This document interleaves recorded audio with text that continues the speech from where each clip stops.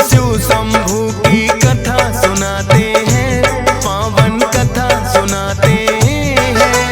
बांट के अमृत औरों को खुद विष पी जाते हैं, हम कथा सुनाते हैं। हम कैलाशी उस शिव शंभू की कथा सुनाते हैं, पावन कथा सुनाते हैं।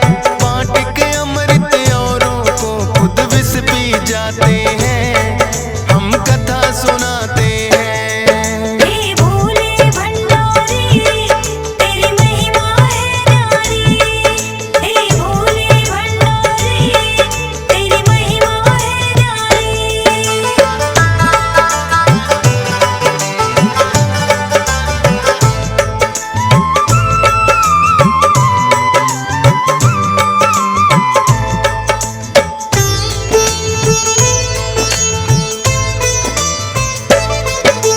दैत्यों और देवों में एक दिन युद्ध हुआ बड़ा भारी। दैत्यों के हाथों देवों को मिली थी हार करारी। इंद्र देव का भी जीना है फिर तो सिंहासन, लेकर स्वर्ग का राज वो दानव हुए हैं बड़े प्रसन्न। सभी देवता ब्रह्मा जी की शरण में फिर तो आए, बोले दानव कैसे वापिस राज लौट के आए। ब्रह्मा जी उन्हें विष्णु शरण में लेकर जाते हैं, विष्णु जी फिर सब देवों को ये बतलाते हैं। करके सागर मंथन हम अमृत को पाते हैं, पावन कथा सुनाते हैं। बांट के अमृत औरों को खुद विष पी जाते हैं, हम कथा सुनाते हैं। हे भोले भंडारी तेरी महिमा है न्यारी, हे भोले भंडारी तेरी महिमा है न्यारी।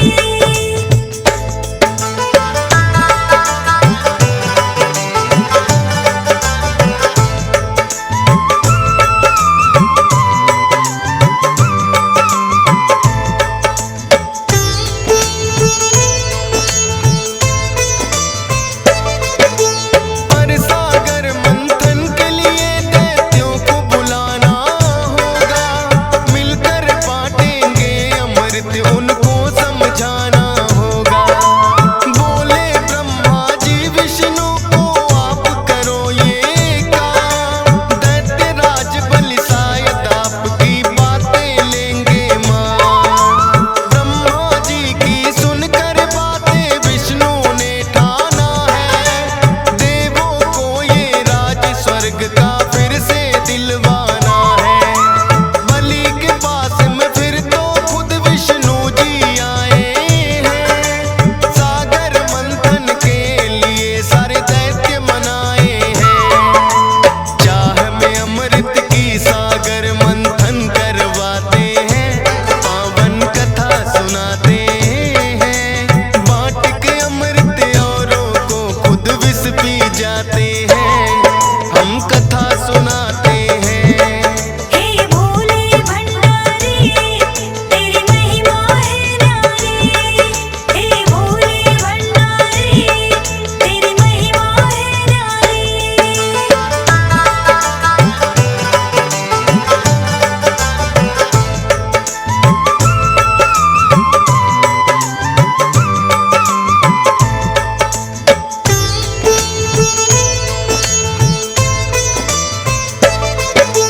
कालकूट विष निकला था सागर मंथन में पहले, देख के उसकी अग्नि को तो तीनों लोक है दहले। ऐसे भयंकर विष को कोई भी ना अपनाए, मुश्किल की इस घड़ी में सबको शिव शंभू याद आए। नारद जी भोले से बोले आप ही हमको बचाओ, ये सृष्टि बच जाए विष से रास्ता कोई बताओ। सुन नारद की बातें ऐसा रचा है खेल निराला, सृष्टि के उपकार की खातिर सारा विष पी डाला।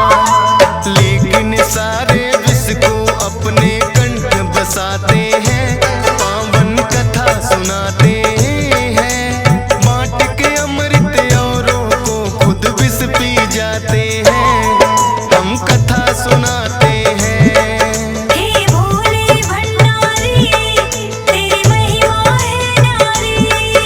हे भोले भंडारी तेरी महिमा है न्यारी।